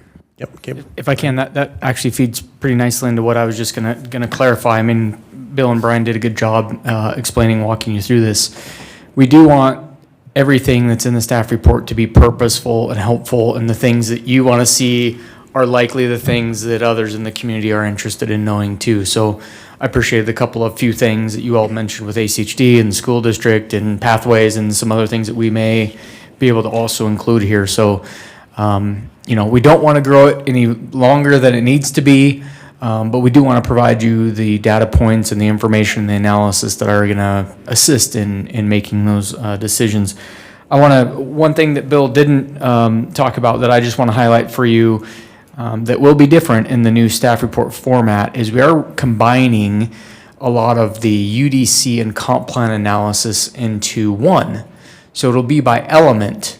So parking is addressed in the comp plan and parking is addressed in the UDC. But in the staff report, it's duplicative. You hear about it up here in the staff report, and then it's repeated essentially down below in the UDC analysis. So instead of looking at it, evaluating a project against the document comp plan and then evaluating against, we'll look at it together and say, here's how it complies or doesn't with the comp plan, and here's how it complies or doesn't with the UDC. So we think that's an improvement. And again, one of the things we're trying to do is remove some of that duplication.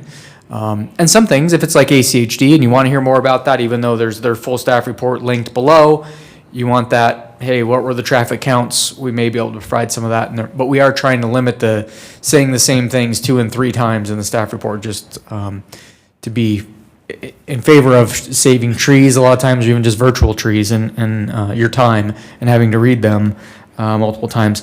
The last thing I just wanted to say relatively quickly, and we haven't quite,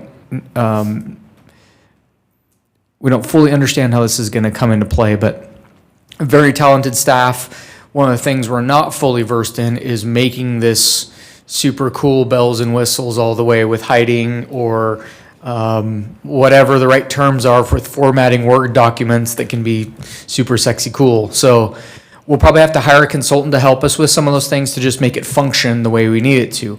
That said, we don't want to wait too terribly long to get something like this similarly out and start using it. So what I'm thinking is going to happen is here in the next few months or so, Bill mentioned it, we'll go back to council, kind of say, hey, this is what we're thinking. Let's test drive it for the most part, see what works and doesn't, and then take that and send it to a consultant and say, hey, can you make this actually work the way we thought it was going to work? So that entire process will probably take about a year. I'm envisioning another few months to maybe get this out there, start using it, few months of using it and getting some more feedback, and then getting a consultant on board that can help us, just make it snappy. And so it's easy, user-friendly is how I've kind of couched this whole thing. We want it user-friendly for our staff to use, to put them together, for you guys to use and understand and read, and same with the public and developers and anyone that picks it up. It's easy, it's intuitive. So anyways, I just wanted to put a finer point on, these guys did a good job, just wanted to kind of put that in, and to reiterate what Brian said, any feedback more feedback you want to provide now, we're ears to. Go ahead and email us, call us, whatever, with, oh yeah, I forgot to mention, I'd really like to see something on whatever else that you might want to see a graph on or a chart, or can't guarantee we'll do it, but let us know, and we may be able to, because like Brian said, we're trying to have this be automated out of our enterprise software, not so much manual, where we've got to crunch the numbers to make the thing, but it's already in our system. And it just puts it in there for you. But don't confine your comments to what you think we can and can't do automated. Let us know what you are hoping for. So. Well, I was going to say, and one of the comments I'll make is, can we make sure that it's all done in pirate, like what seems to be on the screen here? So. You want to make that official? Yeah. Official font? Only pirate talk. Only pirate talk, right? Can we condition that? Former Commissioner, soon-to-be Commissioner Grace, would you like to make a public comment?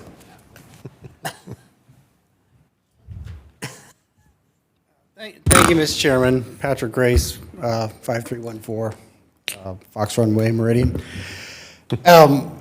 By way of feedback, I'm not sure I have a specific recommendation, but generally, whatever you can put in it that helps, in particular the public, appreciate or understand a little better what the nature of the decision is that's before this commission would be helpful. It would be helpful to me probably as well as a commissioner, but not that I'm trying to discourage public comment, but we do get a lot of comments where the chairman in his eloquent diplomatic way has to say, we don't have any control over that. So I'm not sure how much the public looks at these, but if you just kind of have that in the back of your mind, anything that can help couch or help the public understand what is the actual decision that's in front of this body might be kind of helpful. So for what it's worth. Thank you, Mr. Chairman. Thank you, appreciate it. Yeah, and that's, it's, I mean, as my mind is working here and what was just commented on, one of the things that came out of, for me personally, when the city changed its website recently. So it was like going to the store and they reorganized it, which happens every once in a while. So one of the things I found interesting was I found it difficult to find information.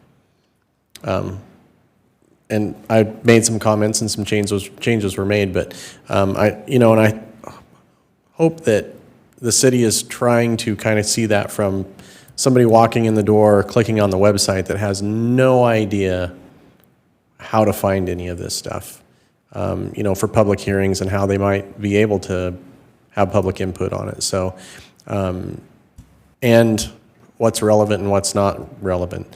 For me personally, I'd love if we had postings out there that showed all of the applications that were coming through and when their ACHD hearing was going to be, because I would go to some of those. But that kind of information's really, really difficult to mine out of it. So I like what Commissioner Grace had added to that, just making sure that we have kind of a focus on what is relevant, what may be relevant to the public and how that can be addressed, and what's relevant to the discussion that we have going for any given application. So, Mr. Chair, can I comment on that? Just No. real quick. Yeah, I'm just kidding. Go ahead, Kim. It won't add.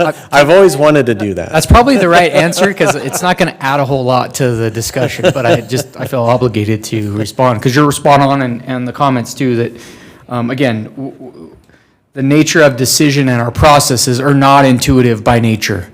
And so we are trying to make it, again, user-friendly and intuitive for somebody picking up a staff report because it's the one and only time the vacant field in their backyard is going to be developed, and they haven't done it before, and they'll probably never do it again, but we need to give them some help. That said, we also have subject matter experts like yourself and developers and the council that say, cut to the chase. Yeah.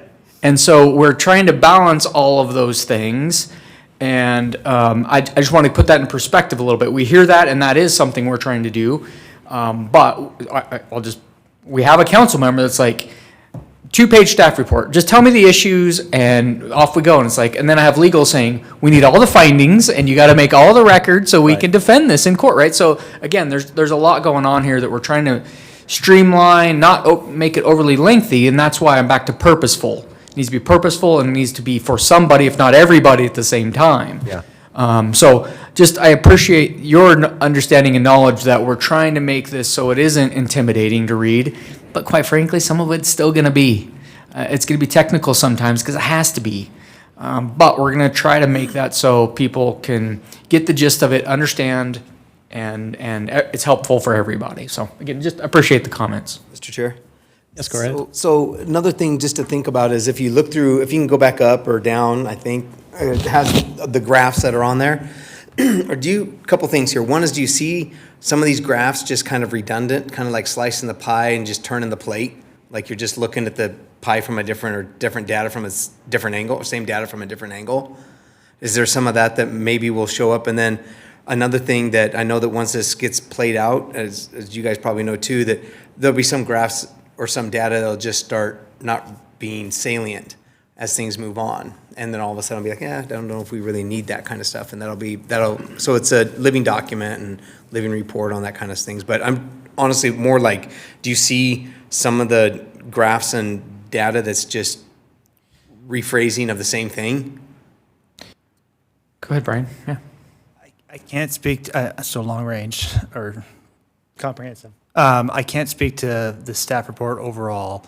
I can say one of my huge pet peeves is when data gets distorted, abused. And so what you'll see on a lot of these is the same data presented in several different ways. So, sometimes you'll get an applicant who will say the density is only 5. Well, they didn't tell you that it's 30 on one end and then 2 on the other end. And there's still some very real impacts to the people who are closer to 30. So you're seeing density, you're seeing total units, you're seeing that from several different perspectives. So yes, in some ways it's redundant, but it's also meant to be comprehensive in the sense that you can see it from all angles. I can't say, I've tried to do that in a few other areas. That's always sort of my goal. Someone probably needs to tell me to knock it off and be a little bit more succinct. I don't know. There's a balance there. That's my 2 cents. With that still said, you're pulling this from enterprise data, right? So it's just more, it's not that much, I guess that's maybe not the right way to say, but not exasperatingly more work to just put in a different pull of data, correct?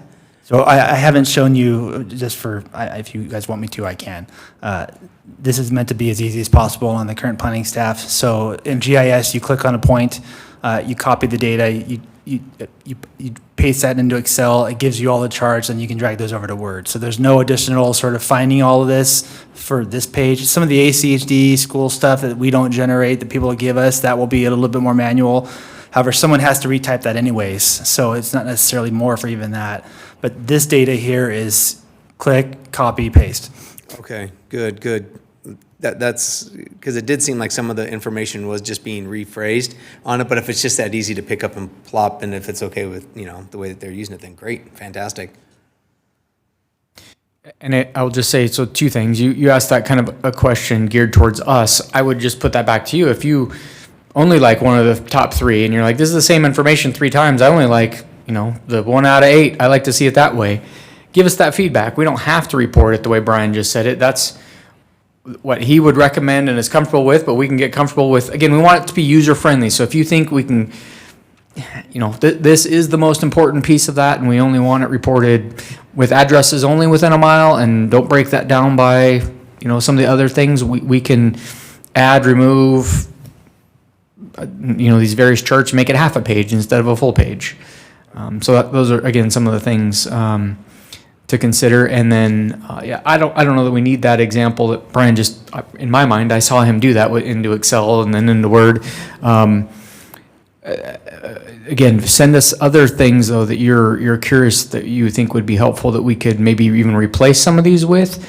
I think there's a bullpen of a few other things that didn't make it into this report that we could also add.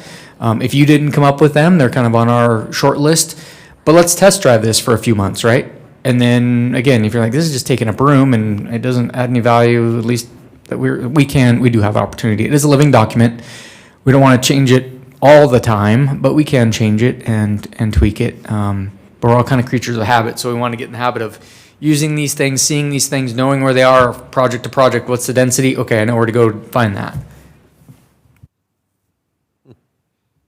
Well, one of the comments I'll make, I'll take off my commissioner hat and put on my technology hat here, is as I've been involved with different technology trends as they've come along, essentially here is what you're trying to build, what you're trying to make is more akin to a web page. So maybe approach it that way. There's a lot of tools out there that'll allow you to break out of the kind of the Microsoft confines that are out there for Word and Excel and things like that, and have more of a dynamic web-driven interface to it, where you can, by clicking buttons, bring a staff report that is everything that's relevant to a specific report and nothing that's not, instead of having to include different things that are in, even if they're collapsible or not. So that's all I'll say about that.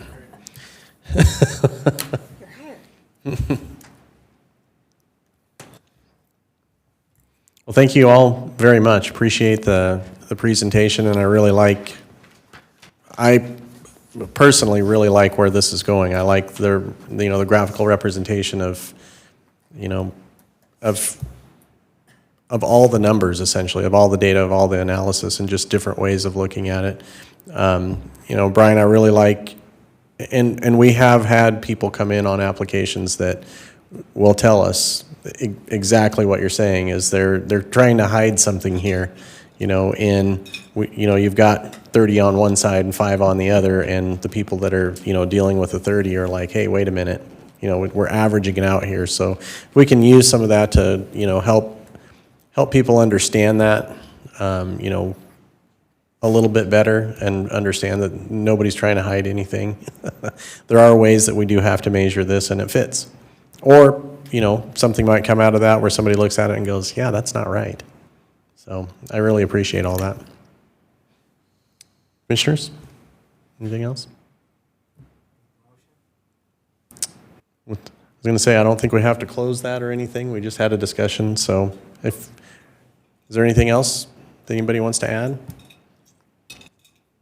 Okay.